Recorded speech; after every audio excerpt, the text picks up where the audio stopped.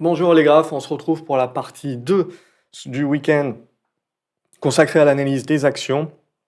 On va regarder quelques configurations que je trouve intéressantes d'un point de vue pédagogique ou d'opportunité. Comme d'habitude, n'hésitez pas à regarder la partie 1 qui est sur la partie macro que vous retrouvez donc sur la chaîne. N'hésitez pas également à mettre un pouce en l'air sur la vidéo, à vous abonner à la chaîne pour ne pas louper les prochaines vidéos et en description vous allez retrouver un lien vers la newsletter et toujours les personnes qui me posent des questions. C'est là où je publie de manière quasi quotidienne, on va dire au moins 1 ou 2 fois par semaine, ça dépend de mon inspiration, un certain nombre de chroniques également sur des sujets plus précis et également mes positions et mon portefeuille pour celles et ceux qui posent des questions. Ouais, je publie régulièrement sur cet aspect-là, sans parler évidemment de l'aspect live qui est sur l'académie. Donc, on ferme cette parenthèse-là. Adienne, je vous avais dit, moi je trouve qu'on arrive maintenant sur les niveaux de résistance, en gros de prise de profit. Je vois pas trop de potentiel. Le marché a l'air de bloquer sur ces 1600 et on a consolidé. Aujourd'hui, on est revenu.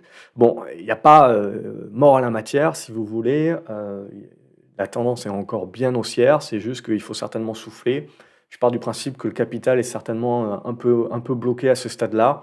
Le support pour moi est aux alentours des 1300 euros. À ce stade-là, je pars du principe que c'est du zigzag. Il n'y a pas vraiment grand intérêt, c'est de la prise de profit. L'aspect chimie, j'en avais parlé le week-end dernier. Il y avait Lanxess qui commençait à nous faire une configuration intéressante et elle est partie tout droit. On voit cette semaine. Donc éventuellement, pour celles et ceux que ça va intéresser sur le pullback, ça peut être pas mal. Sinon, il y a d'autres copines. Vous avez Akzo Nobel. Là aussi, on a la congestion qui se fait. Alors, il faudrait tenir un petit peu la zone ici. Et on voit que pour celles et ceux qui préfèrent rentrer sur cassure de résistance, vous avez ce débordement des 70 qui vous donnerait le signal. Et puis la copine plus française, c'est Arkema. Et là, Arkema également fait un très bon signal. Donc on voit, elle est plus propre que Akzo. Et on voit sur la consolidation, je pense que ça se prend aussi pour jouer le break haussier.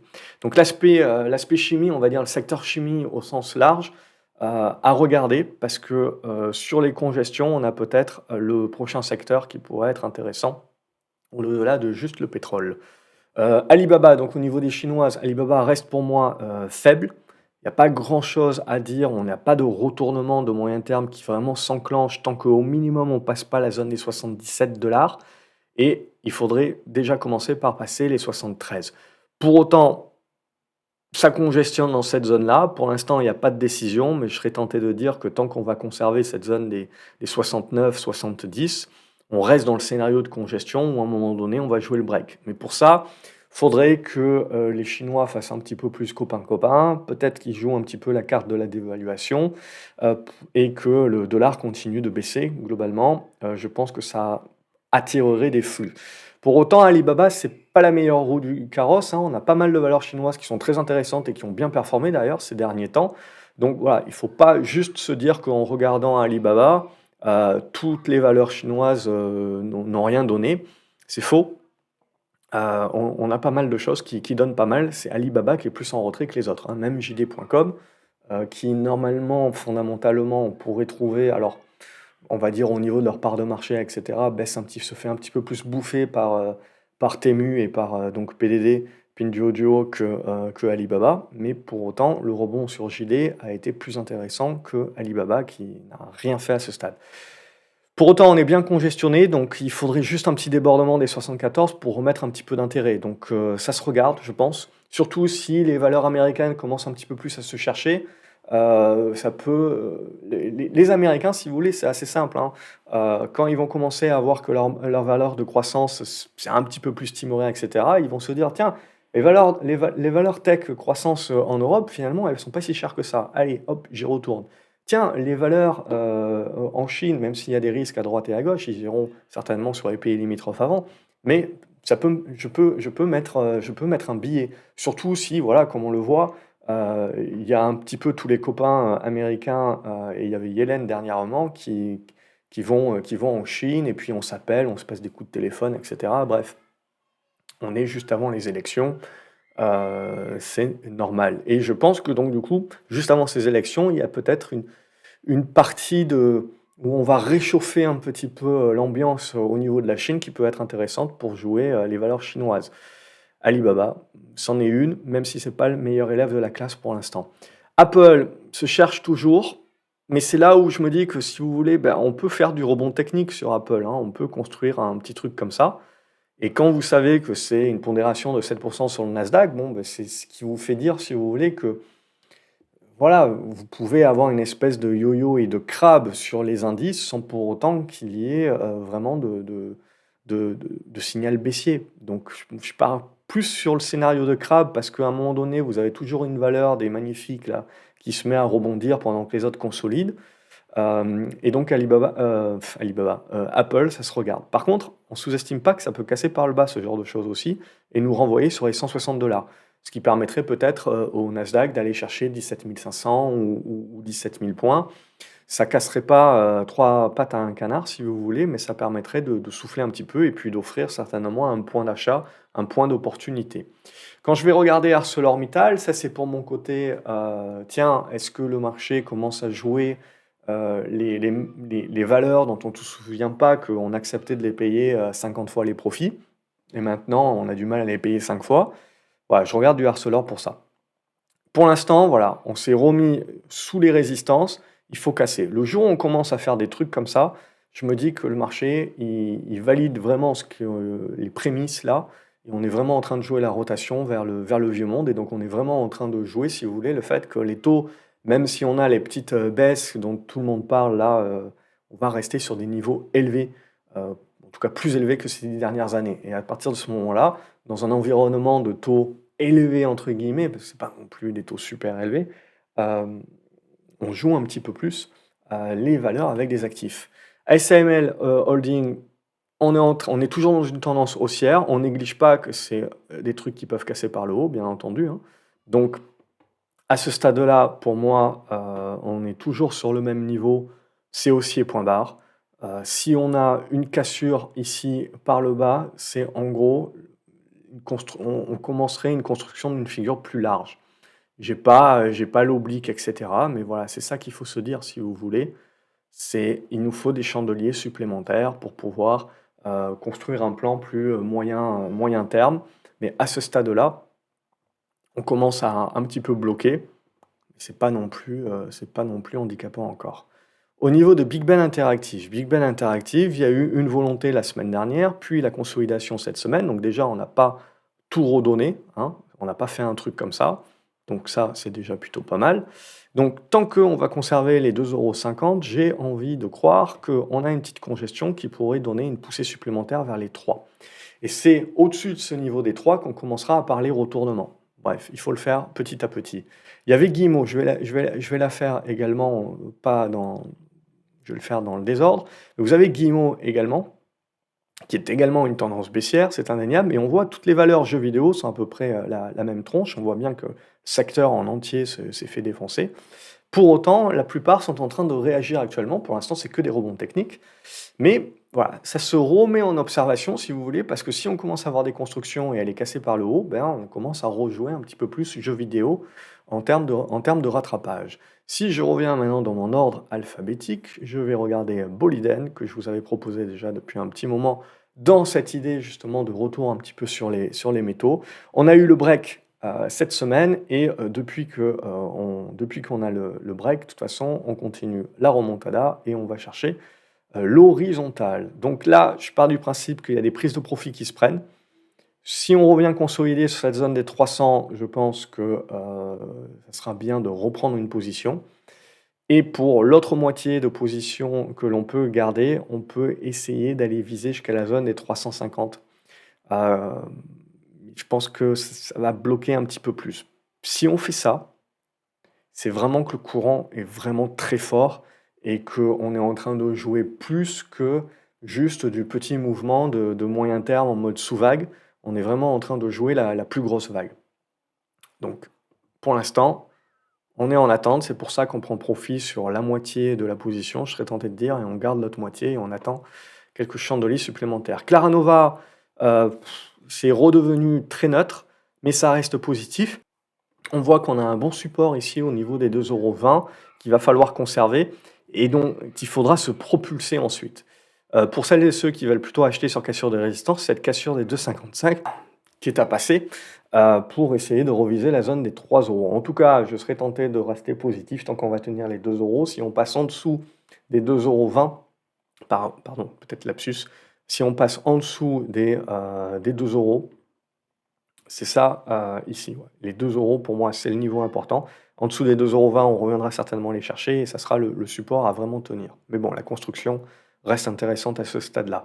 Au niveau de Core Mining, bah, c'est la partie exponentielle là, il y a plus rien à faire si vous voulez. Vous avez eu la première poussée ici, la conso, la deuxième poussée. Là, on s'était dit: «Est-ce qu'on va bloquer? Est-ce qu'on va pas bloquer?» On a mis tout le monde d'accord, bah, dès le vendredi, de toute façon, on avait breaké et dès le lundi, quand on est, rentré du week-end, là, on est parti sur le côté exponentiel. Ça a été le cas sur tout ce qui est métaux.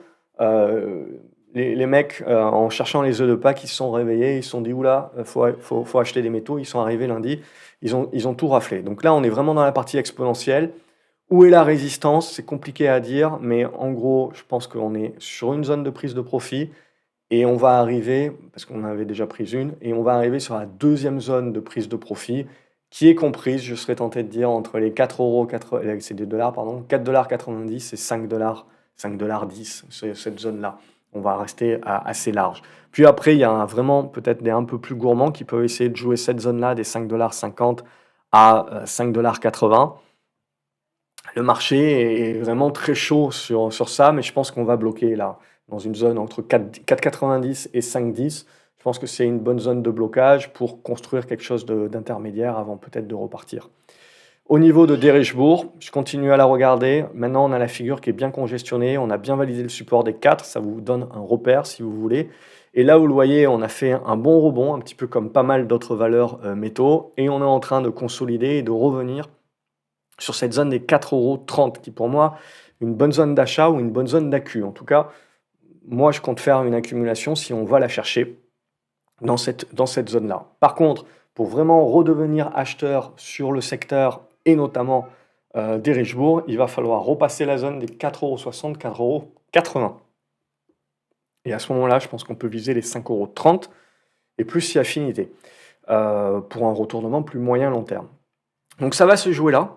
Est-ce que c'est la bonne ou est-ce que on va casser par le bas et on va encore tergiverser pendant de longs mois? Ça, on ne sait pas. Je vais essayer de le jouer et après on a un bon repère tant qu'on tient les 4 €. Si on casse les 4 €, il faudra commencer à jouer des figures un peu plus en biseau.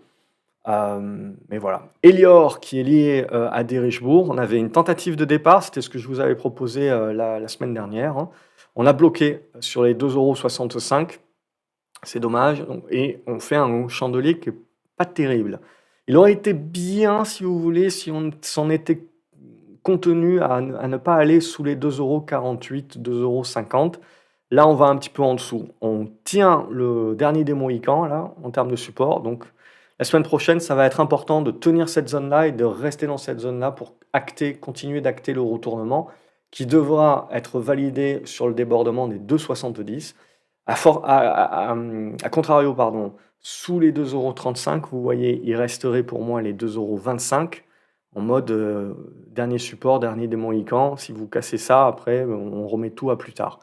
Mais ça se joue. Equasens également, les résultats ont été achetés et on est allé bien au-delà de mon premier niveau qui était sur les 56 € et on va chercher directement le deuxième niveau qui est sur cette zone des 60 €.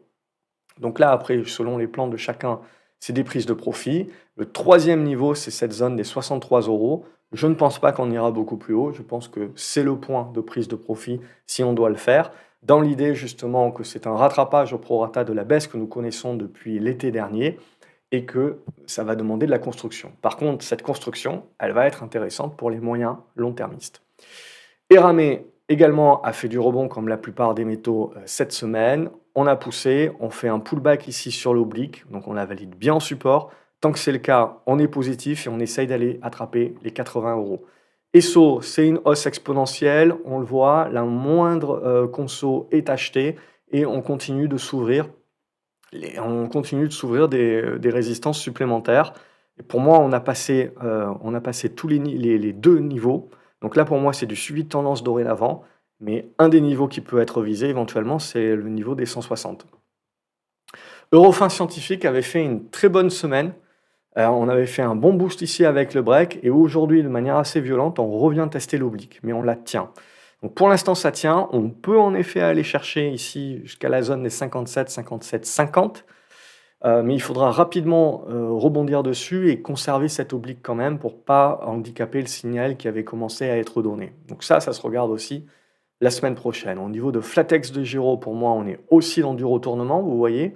On avait cassé l'oblique, on revient cette semaine ici pour la tester en mode pullback. Et donc là, il va falloir réussir maintenant à relancer. Ça peut être un point d'achat ici pour jouer cette relance ici parce qu'on a l'invalidation qui est quand même pas très loin.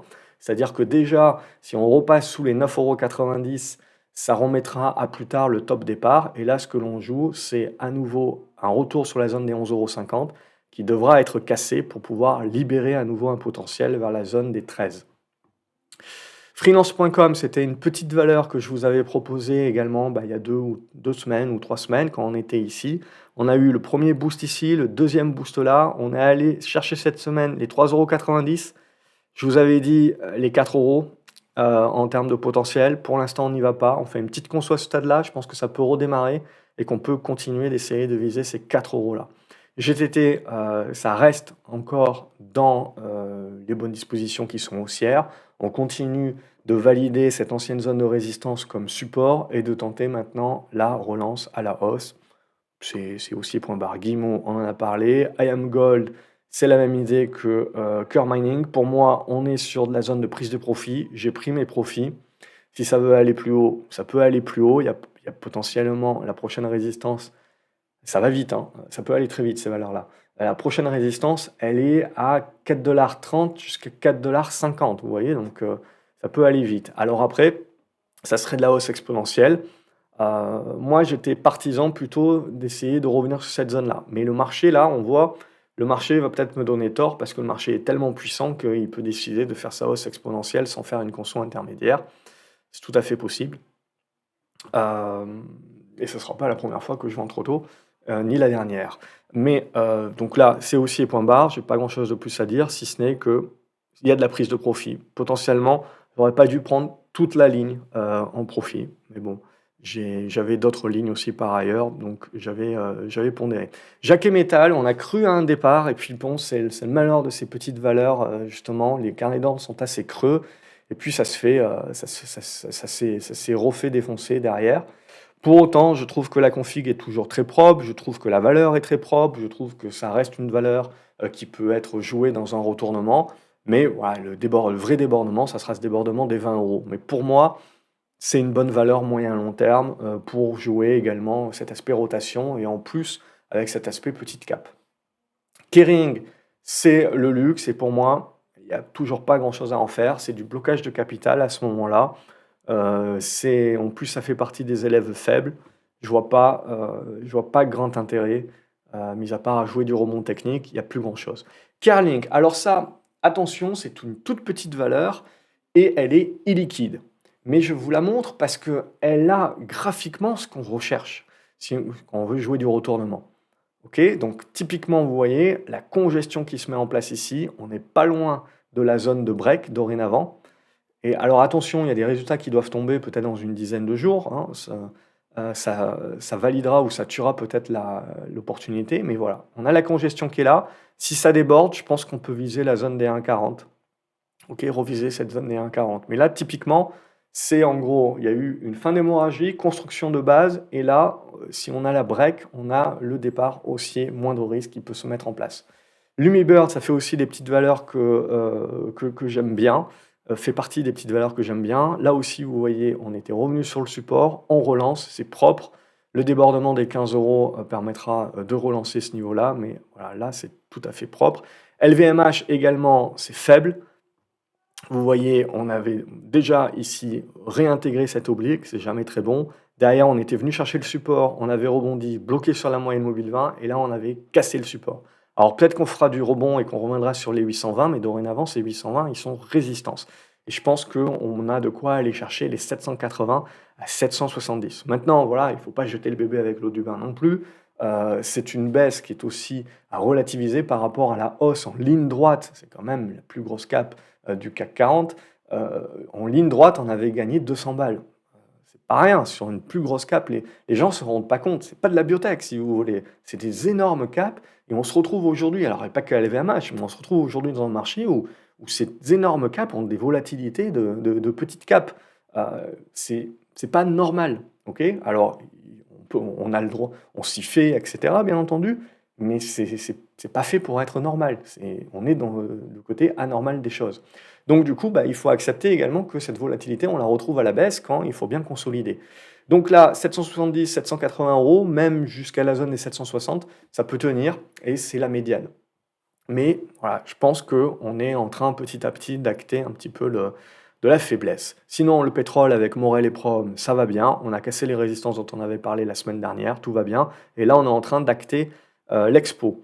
Pour moi, je vais essayer d'aller chercher les 6,30 €. Je remonte un petit peu mon objectif, 6,30 €. Et le deuxième objectif que je vais me mettre, c'est que je vais essayer d'aller rechercher à nouveau les 7 €.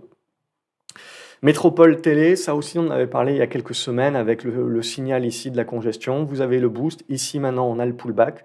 Donc là ça peut être des zones d'accumulation. Ici là, ça peut être une zone d'accumulation ou d'achat pour essayer de jouer la relance. Alors bon, il y a la télé, il y a le foot, il y a le truc, il y a le machin, mais c'est toujours cette zone de gap pour moi qui est visée.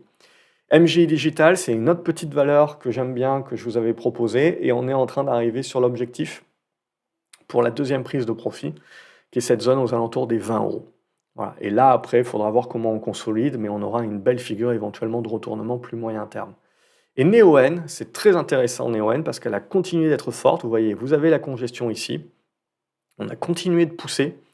Euh, et on continue de breaker. On fait une petite mèche aujourd'hui. Mais pour moi, on a bien validé cette zone des 27 € à 25 €. Allez, 26 €, on va arrondir comme la zone de support. Si on consolide sur cette zone, c'est une zone d'achat pour essayer, in fine, de jouer du retournement derrière pour aller chercher cette zone des 30, 31 €.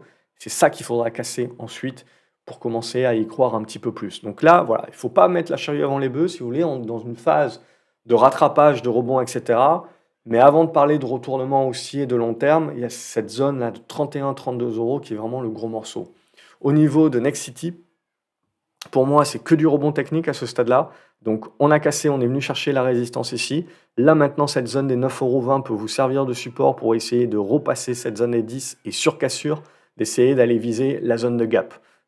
Entre les 11 €, 11,50 €, c'est la zone qui peut être visée, mais on est vraiment en rebond technique, ça peut être chaotique, etc. Et Nvidia, on est en train de se chercher de construire la figure. Bon, alors la figure est peut-être un petit peu plus large que ce que j'avais commencé à tracer, si vous voulez. Voilà, peut-être c'est un petit truc un petit peu plus comme ça, mais c'est l'idée. Donc pour moi, il y a pas péril en la matière, c'est toujours une tendance qui est haussière, si vous voulez, mais qui est en train un petit peu de se neutraliser. Mais toutes les moyennes mobiles sont en train de remonter, les supports sont en train de remonter, bref, il ne faut pas négliger, si vous voulez, qu'il ne faut pas grand-chose pour que le titre revienne au-dessus des 900 balles et qu'on se remette à graviter dans le haut de la figure, et sur cassure par le haut, qu'on aille chercher, je dirais, le bouquet final sur les semi-conducteurs, parce qu'on a vu sur ASML, etc., on est un petit peu tous, sur toutes ces valeurs-là, on est en effet en train de bloquer, mais attention, on reste dans les tendances haussières, donc il ne faut pas négliger le fait qu'il ne faut pas grand-chose pour se remettre en embuscade des breaks haussiers et d'aller chercher le bouquet final qui, à mon avis, là, sera la dernière jambe haussière. Mais voilà, il ne faut pas être baissier maintenant. Je pense que c'est trop tôt. Et puis je pars du principe de toute manière que même si en effet ces valeurs la corrigent, elles trouvent des acheteurs assez rapidement. Là, même si Nvidia devait encore casser par le bas, je pense que je devais élargir ma figure un petit peu plus. Vous voyez, projeter cette oblique ici, par exemple. Euh, Ça resterait encore comme un achat et on continuerait de zigzaguer, si vous voulez, le temps de construire la figure. Mais voilà, faut laisser du temps au temps. On re-rentre dans une zone de neutralisation ici, et c'est une zone de neutralisation toujours dans une tendance haussière de fond. Alors, il faut juste faire attention parce que vous pouvez avoir de la volatilité et vous pouvez revenir sur les 800 balles, en effet, mais ça sera certainement acheté. Vous avez la même chose, je vais vous faire SMCI. Ça, c'est aussi l'autre valeur pour moi qui a pas d'avantage compétitif très durable, Mais bon, ça, peut-être, on en reparlera plus tard. Mais en gros, là aussi, on bloque plutôt pas mal à ce stade-là. Et vous voyez, on a des figures assez larges qui se construisent et on zigzague à l'intérieur. Mais en soi, il n'y a pas de décision, je veux dire. Là, vous zigzaguez, il y a des traders qui peuvent profiter peut-être de la volatilité, mais vous n'avez pas de signal tant que ça. Le jour où, à la limite, où en effet, on fait céder les 880 balles à 850 balles par le bas, là, on se dira qu'on peut aller refermer le gap des 775 et en effet, avoir une tendance qui est assez large, mais la tendance haussière va perdurer, si vous voulez. C'est juste le risque, c'est la volatilité que vous pouvez avoir dans la construction. Mais là aussi, c'est des valeurs, si vous voulez, qui peuvent zigzaguer pendant encore un petit moment, mais qui peuvent toujours sortir par le haut de ces zigzags. Et à ce moment-là, relancer leur tendance et vous construire une figure un petit peu plus large en triangle. La problématique de ces valeurs-là, c'est elles sont tellement montées, si vous voulez, qu'il faut accepter que les figures qu'elles sont en train de construire sont larges. Là, entre les 1200 balles et les 800 balles, ben, vous avez 50%. C'est pas rien. Euh, c'est pas rien, c'est énorme. Si vous voulez, vous avez 50% de delta et vous décidez rien. Donc ça peut énormément zigzaguer et vous n'avez rien décidé sur votre config. Vous ne pouvez pas dire qu'on est haussier, vous ne pouvez pas dire qu'on est baissier. On est en train de zigzaguer à l'intérieur. Donc ça, c'est important. C'est un bon exemple, SMCI, pour moi, pour bien comprendre que ça, vous pouvez l'avoir sur beaucoup de valeurs actuellement. Et évidemment, au jour le jour, c'est compliqué parce que la volatilité est importante. Vous avez l'impression que le marché est on-off. Prenez le recul nécessaire là, parce que c'est ça qui va être le plus dur à gérer, je pense, ces prochaines semaines. C'est le zigzag du marché qui peut être très volatile et très fort, mais pour autant qui ne donne pas d'indication à moyen terme ou de signal à moyen terme. Orange, j'ai accumulé sur mon portefeuille bas de laine. Pourquoi? Parce qu'il y a un bon rendement et surtout, il y a une figure intéressante ici, vous le voyez en congestion en triangle. Donc là, on est en train de revenir sur une zone de soutien. Ce serait bien de la tenir. Mais voilà, bon, je ne pense pas que c'est une valeur qui va faire des 100 et des 1000, bien entendu, mais il y a un aspect défensif qui me déplaît pas. Et surtout, sur débordement des 11,30 €, 11,50 €, on peut avoir un signal intéressant de retour vers la zone des 12,50 €, 13 €. Vous allez me dire, c'est pas grand-chose, mais c'est pas le but de la valeur. Donc voilà, plutôt que d'avoir du cash, je préfère avoir du orange à la limite. PayPal, on a bloqué sur le niveau des 68, on est revenu chercher le support des 63, et maintenant, quid? Soit on fait un truc comme ça, pour continuer un petit peu le mouvement, soit on va consolider un petit peu plus fort dans cette zone, et on va patienter un petit peu plus dans cette zone-là. Et cette zone-là des 62 $ qui redevient support. Bon, quoi qu'il en soit, si vous voulez, ça c'est des scénarios, hein. On est en manque voilà, de chandelier, mais à ce stade-là, c'est toujours haussier. C'est toujours haussier, c'est toujours propre. Rheinmetall, c'est une hausse exponentielle, mais en même temps, si elle a envie de monter encore plus et d'aller chercher 600 balles, pourquoi pas? En plus, je veux dire, géopolitiquement, on peut pas dire non plus que c'est cool actuellement. Voilà, le seul truc, c'est que c'est également une valeur qui retrouvera de la volatilité à un moment donné pour consolider. On voit ici, elle était passée de 440 à 400 balles, donc ça fait quand même 10% de baisse, sans pour autant remettre en cause la tendance haussière. Donc on peut très bien penser que ça arrivera une nouvelle fois, que ça demandera à construire une figure à un moment donné, mais à ce stade-là, vous êtes dans le courant qui est acheteur. Vous voyez que chaque petite conso ici, ça vous fait des mèches basses. Donc ici, on construit bien une zone de support sur les 524. Le jour où on casse ça par le bas, on se dira qu'on va peut-être construire une figure, mais sinon, c'est haussier point barre. Ruby, alors ça y est, depuis la semaine dernière, tout le monde a redécouvert Ruby.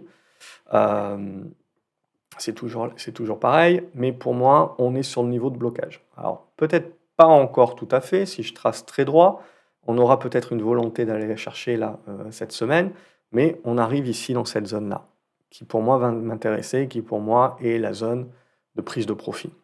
Ok, allez, je peux pousser jusqu'à la zone des 37, quoi. Pour moi, ça sera ma zone finale de prise de profit sur Ruby. Je joue pas le dividende pour autant, si vous voulez, parce que le dividende sera sous-traité du cours de toute manière. Par contre, voilà, si on va chercher cette zone des 36-37, pour moi, c'est ma zone de prise de profit finale. Et derrière, si ces prochains mois, on verra, on se remet à consolider vers la zone des 30-29, ça sera ma zone d'accumulation. Je vais le jouer comme ça. Sartorius Stadium, c'est à nouveau léger depuis qu'on a touché la résistance. Alors, on a l'impression que les flux de Sartorius sont allés sur, Eurofins, mais toujours est-il que pour moi, on a bloqué sur cette résistance-là des 290. Alors, on a bloqué en dessous, hein, mais c'est vraiment ce niveau-là pour moi qui est pivot. Et là, on est en train de revenir sur le niveau des 240, qui pour moi est mon niveau. Alors, je vais enlever ça, mais c'est pour moi mon niveau d'achat, pas de préférence. C'est ma préférence à moi. Et du coup, voilà, j'ai quoi? 225, 225, 230, bah, il y a plein de niveaux qui peuvent être intéressants sur, Sartorius, mais il faut la laisser digérer, je pense. Il faut la laisser un petit peu nous construire un truc, quelque chose comme ça, mais on a une espèce de range, qu'il faut laisser faire. Certains verront une épaule, tête et puis là, la deuxième épaule qui est en train de construite. Évidemment, c'est le débordement des 290 qui mettra tout le monde d'accord, mais à ce stade-là, on est encore dans la construction. Au niveau de Stellantis, je parle. Stellantis, pour moi, donc on a corrigé assez fortement en ligne droite. On vient chercher ici la Bollinger Basse, c'est un point d'achat. C'est un point d'achat pour jouer du rebond technique, avec certainement un point de blocage ici sur la moitié de ce chandelier ici, et ensuite peut-être construire une figure. C'est toujours une tendance haussière, hein, c'est juste que ça a besoin de souffler un petit peu de manière intermédiaire, parce qu'on est monté en ligne droite depuis les 19 euros. Et donc là, on aura certainement besoin d'un petit peu plus de construction. ST Microelectronics, moi, je continue de trouver ça toujours très faible. Et donc, pour moi, il n'y a pas d'achat tant qu'on ne va pas chercher les 37 euros. 37, 36, 70, ça va être une zone qui pourra être intéressante à nouveau pour jouer du rebond. Mais avant de retrouver une tendance haussière digne de ce nom, il faudra repasser au-dessus des 41, 42. Donc, on a cassé un petit peu la puissance du truc. Sort groupe, un débordement des 38 euros qui vous donnera vos signaux d'achat. Téléperformance, je la mets là parce que je sais qu'il y a beaucoup de personnes qui la suivent. Mais en gros, vous jouez du rebond technique, hein, et donc, c'est ce qu'on a eu aujourd'hui. On a, hop, le petit rebond qui se fait ici. Tac, tac. En gros, on commence à construire les figures dans cette zone-là. Si j'enlève mes trucs comme ceci, tac. Bon, cette oblique-là, je vais peut-être la garder un petit peu. Mais en gros, voilà la zone de gap ici. Vous êtes congestionné ici. Si on arrive à déborder, voilà, vous pouvez faire des trucs comme ça, en effet. Mais voilà, c'est du mode trading. Je sais pas plus jouer. Je sais pas plus dire où ça va que vous. Le seul truc, c'est que là, on a une congestion. Le rebond se joue pour essayer d'aller jouer le bas du gap, éventuellement sur les 100 balles. Mais voilà, le stop est assez clair, c'est-à-dire qu'à partir du moment où on va repasser sous les 87, il faut redevenir un petit peu défensif et attendre à nouveau des chandeliers pour voir venir. Ternium, l'idée, c'est comme ArcelorMittal, c'est en gros de jouer le vieux monde et la cassure par le haut, Serdirger et compagnie, on n'en est pas loin. Tesla, c'est en train de gesticuler pas mal. Je vous avais fait un petit gribouillis ici, mais l'idée, c'est que tout le monde est en train de casser du sucre sur le dos de Tesla, mais on a un biseau descendant. Ce biseau descendant, pour l'instant, à chaque fois qu'on s'approche du support, c'est quand même bien acheté. Donc après, il y a beaucoup de boulot, hein. Il faudrait déborder ici, se resservir du support ici, et puis revenir là. Y a pas, on redevient pas positif sur Tesla à moyen terme tant qu'on va pas redépasser les 210 $. Mais il y a de quoi jouer du rebond dessus, à ce stade-là. Ok, donc pour l'instant, on est sur le niveau support. Donc on laisse faire encore, sans omettre, si vous voulez, que on peut revenir chercher la zone des 147 là, 145 à 155, c'est la zone de gap qui est le niveau horizontal qu'il faudra conserver là par contre. Si on passe en dessous de ça, ça commence à pas être terrible pour la suite. Alors c'est déjà pas terrible, hein, on parle juste de rebond technique, hein. Sinon, pour les autres profils, on laisse faire pour l'instant, on laisse faire, au minimum d'attendre de voir s'il y a du rebond qui se met en place. Total Energy, donc en hausse exponentielle, rien à dire, on a cassé les plus hauts cette semaine, comme je vous ai dit, on est revenu du week-end de Pâques, et on s'est dit les mecs, all-in énergie, all-in métaux. Donc à un moment donné ou un autre, hein, il faudra bien revenir consolider sur cette zone-là, mais la tendance haussière est bien actée, rien à dire. Umicore, c'est un petit peu dommage, c'est le dernier élève de la classe, parce qu'on voit sur tout ce qui est métaux, ça booste plutôt pas mal, mais Umicore, ça rame. C'est un petit peu la Alibaba la Alibaba des métaux. Donc à ce stade-là, pour moi, on reste dans la figure de construction, mais vous voyez, c'est ce débordement des 21,30 € qui permettra véritablement de commencer à se dire: «Tiens, ça y est, on est en train de se mettre dans une volonté de retournement». AMG, vous voyez, elle, elle est déjà bien repartie et cetera. Donc Umicore vraiment en mode, dernier de la classe. Valeo, on continue du rebond technique, mais voilà, c'est du rebond technique, il y a pas de quoi, il y a pas de quoi, si vous voulez, s'exciter pour l'instant. Toujours les 12,20 € pour moi, qui est le niveau, 12,20 €, 12,30 € qui est le niveau pivot à au moins dépasser pour commencer à se mettre dans des dispositions qui peuvent se jouer à plus moyen terme, mais on aura l'occasion d'en reparler. Vallourec, c'est toujours propre, on est sur les 18 €. Je pense que le gap est à 19 €. Je pense que ça peut essayer d'aller chercher. Virbac, on est en train de breaker. Tiens, j'avais fait un petit dessin ici. Donc, on est en train de breaker, de relancer. La zone des 380 € peut être visée. Exilam Animation, dernière valeur de la liste. C'est une toute petite valeur. Ils ont annoncé leurs résultats. Ça a fait moins peur au marché. Et on a breaké ici. Donc, on était sur les plus bas. C'était ce qui pouvait faire peur un petit peu. Et puis surtout, il n'y a jamais de volume. Là, on a quand même 130 000 titres. On peut se dire qu'il y a peut-être quelques gérants qui vont petites capes qui vont vouloir retenter le pari. En tout cas, la zone des 4,20 € devient dorénavant support. Au-dessus de cette zone-là, on peut essayer de jouer le retournement de la valeur. Et en dessous, elle redeviendra anonyme et on se remettra en attente. Voilà pour cette vidéo. Comme d'habitude, n'hésitez pas à aller liker, à les partager sur les réseaux, à vous abonner à la chaîne pour ne rien louper. Et également, pour ne rien louper, dans la description de cette vidéo, vous avez un lien pour vous inscrire notamment à ma newsletter où vous recevez mes chroniques, mon portefeuille, mes positions. Je partage tout cela presque au jour le jour. Un petit peu moins en ce moment, mais voilà, il y a un petit peu moins de temps, un petit peu moins de choses à dire par rapport à tout ce que j'ai déjà dit.